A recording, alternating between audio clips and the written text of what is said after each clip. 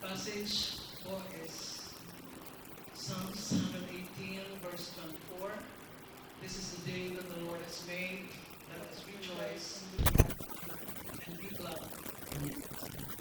Ano nga po ang rejoice? Ano say rejoice? Ano po yung pagkakaintindi nyo? Rejoicing in the Lord. Rejoicing means to be good or great delight. It is powerful declaration of the faith, trust in God's sovereignty and goodness. It encourages believers, believes follow each day, a gift from the Lord.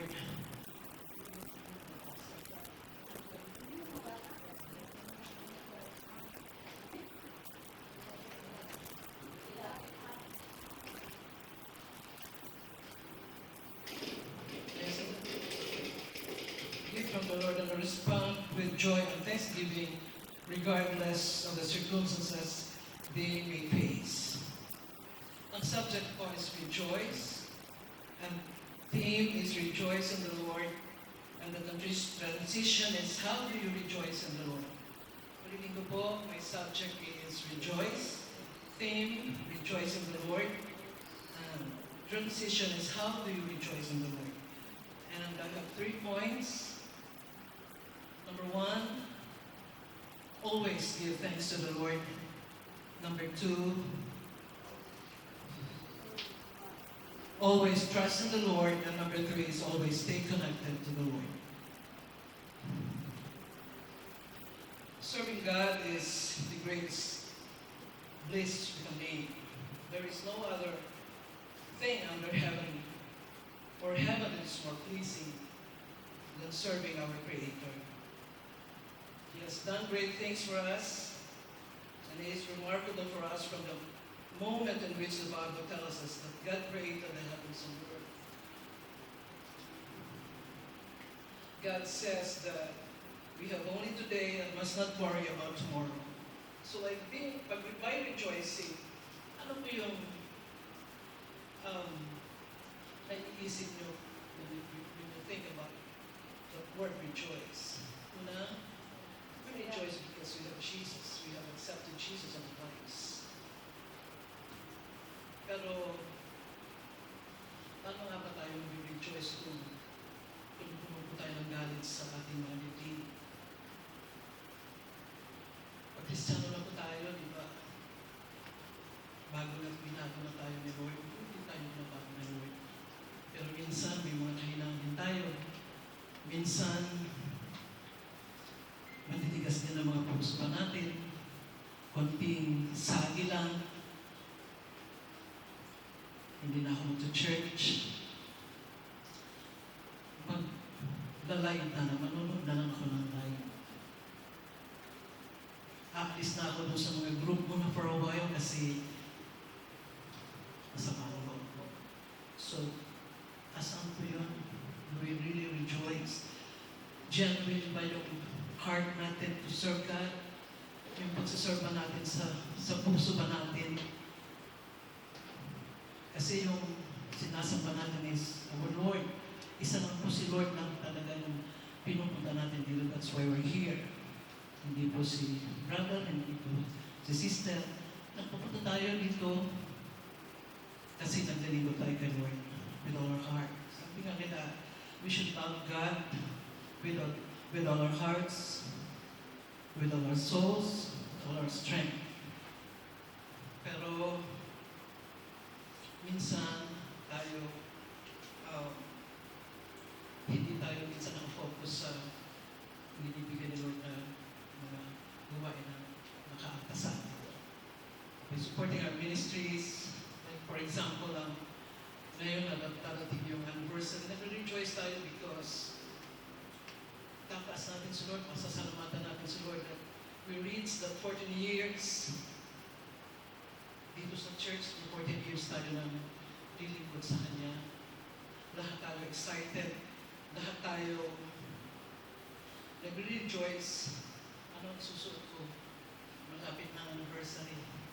Pinahirap ka namin ng 5X yan. Ang hirap.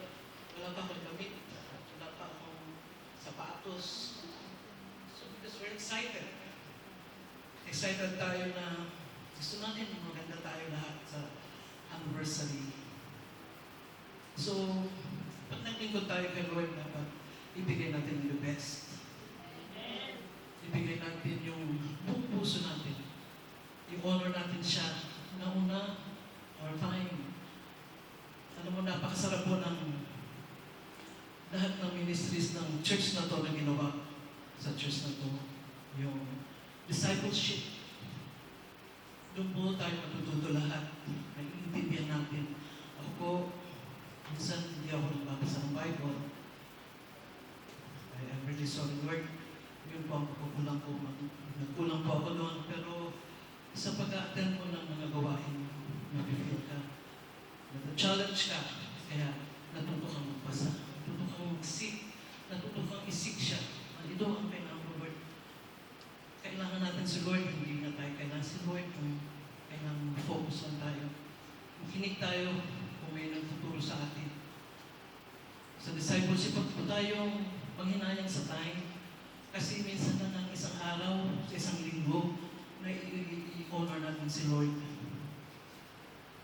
I-honor natin siya with our tithes and offerings. Kasi hindi rin po tatakbo itong church ko. Hindi rin po natin tutulungan ang sambahan ito kung hindi natin tayo magbibigay sa Kanya. Huwag po natin panghinayangan yun. Dapat po yun ang unahin natin. To give honor to Him. Pagbibigay sa Kanya, pagbibigay sa gawain niya. Kasi nakikita naman ni Lord ang puso natin. Ibabalik na yun ng sobra-sobra basta hinihingi. So, my first point po is always give thanks. Sabi na sa Chronicles 16:4, He appointed some of the Levites to minister before the ark of the Lord, to make petition, to give thanks and to praise the Lord, the God of Israel. Sa una, sa verse 1 and verse 29, nandun na magpapasalamat natin palagi. We should always acknowledge, we should always give thanks sa lahat. Maganda man o pangit ang pagpapasalamat natin. Bago tayo matulog, pag-gising mo, sa araw-araw, wala naman tayong pwedeng gawin kundi magpasalamat ng sa lahat ng mga kabutihang ginawa niya sa atin. Kaya, huwag po natin laging kakalimutan doon na pasalamatan siya, purihin siya sa bawat minuto ng ating buhay.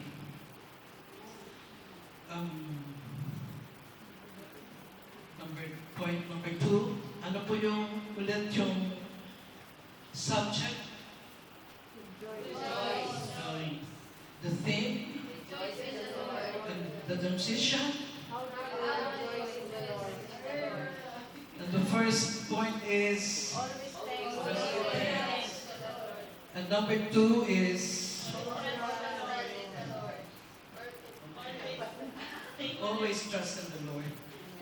Sabi niya sa John, 1 John 4:16, and so we know and rely on the love God has for us. God is love. Whoever lives in love lives in God and God in Him. So napakasarap po ng kay Lord lang tayo magtiwala. Wala naman tayong ibang pupuntahan kahit na saan ka lumingon, saan ka pupunta, saan ka haharap. Si Lord lang talaga. Lahat ng mga challenges, mga struggles na hinaharap natin, alam ko na behind those smiles, marami tayong mga dinadala sa likod ng mga ngiti natin. Alam ko na masyadong mabibigat, but alam ko lahat siya na niluluhod natin kay Lord.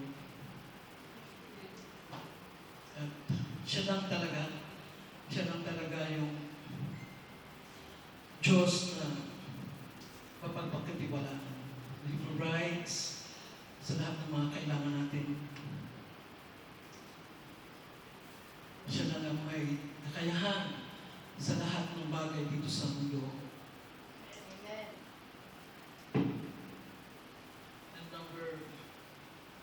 3 point. Ano po yung number 2? Trust in the Lord. Always trust in the Lord. Number 1 is always give thanks to the Lord. And number 2 is always trust in the Lord. And number 3 is always stay connected. Yung natatanda niyo po yung 3 wise men. Yung 3 wise men po nung nalaman nila na nabuhay na si Jesus. Iniwan nila, nag-travel sila for a long, long way. Years. Para hanapin yung star. Para puntahan nila si Lord. Makita nila, sabi ni King Herod, kung makita niyo siya, sabihin niyo sa akin.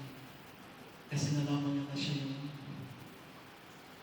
magiging king.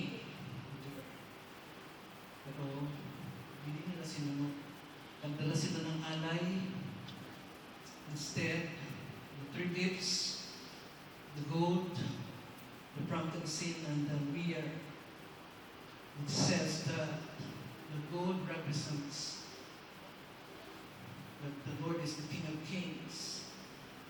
And the myrrh is like worship in the temple. And the frankincense is perfume. Kung natatanda niyo po yung kwento ni Mary Magdalene, na hindi siya nang hinayang sa perfume na hinugas sa paa. Tama po ba ako, Brother Joseph? Napakabango na perfume na binigay niya kay Lord just to honor Him and to thank Him kasi yun lang kung sino si Mary Magdalene. So ganun po, we have to connect. The star also, ito yung nagbigay ng connection para malocate nila kung nasaan sila. Ganun din tayo sa real life. We have to seek. We have to seek His face. We have to seek Jesus. Kaya nga tayo nag-aaral, kaya nga tayo, lalo na yung prayer meeting, napakaganda po ng prayer meeting kung may oras lang po kayo, iniimbitahan po namin kayo na to join us sa prayer meeting. Napakasarap po mag-pray kay Lord. Napakasarap po na ibigay natin yung ating mga, ano man ang mga struggles natin, mga dinadaanan natin, na naihahayag natin sa prayer meeting na walang judgment. Bawat isa. Na pinapapray natin ang bawat isa, hindi lang yun. Buong church, ang mga anak natin, mga anak natin sa buhay. So lahat po ng gawain, lagi po natin respeto, lagi po natin bigyan ng halaga. Kasi that is one way of pagpahalaga natin kay Lord. Sabi nga, kung genuine ang pag-serve mo kay Lord, hindi ka mapapagod, hindi ka maghihinayang. Kasi si Lord yan eh. Siya nga, hindi siya nanghinayang sa mga binibigay niya sa'yo.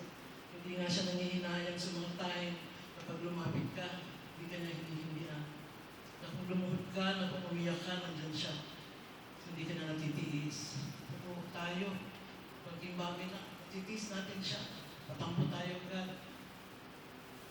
We try to, like sa mga leaders natin dito sa church, sa ministries, dapat po may connection tayo. Kasi tinalaga din ng Diyos. So, they deserve respect. Kung ano yung gusto niya, supportahan natin ang mga leaders ng church na ito. Huwag natin silang siraan, huwag natin silang, kung may mga kamalian man, pwede natin pag-usapan. Pwede natin kausapin, kasi lahat naman tayo. Mahina yung mga kahinaan. So para maging maganda po yung buhay natin, we have always connect to God, like that, to fix our eyes na. Diba, sabi nga, dapat siya yung ating ABCD. Sino ba yung nakakalala ng ABCD? Bigyan ko ng 100 mamaya. What is A? The absolute priority. That is Lord, ang ating absolute priority. B? Burning passion. C? Complete provision. Jesus, complete provision. D, director of plans. And E, so yung hindi na sa ulo, pwede isulat na tapos mag-text ko na lang sa kanila para sa Sunday, pag nag-preach siya Padre Joseph dito, tawagan niya isa-isa at i-reserve. So, yun po yung aking 3 points. Ano nga po yun? Always. What is the subject? Esteem. The transition.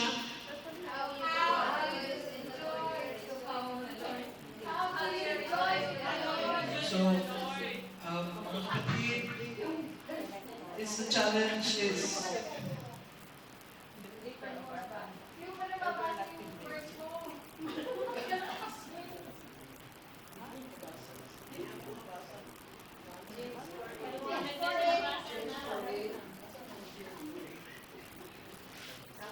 come near to God and He will come near to you. Watch your hands, you sinners, and purify your hearts, you double-minded. So, ano ibig sabihin?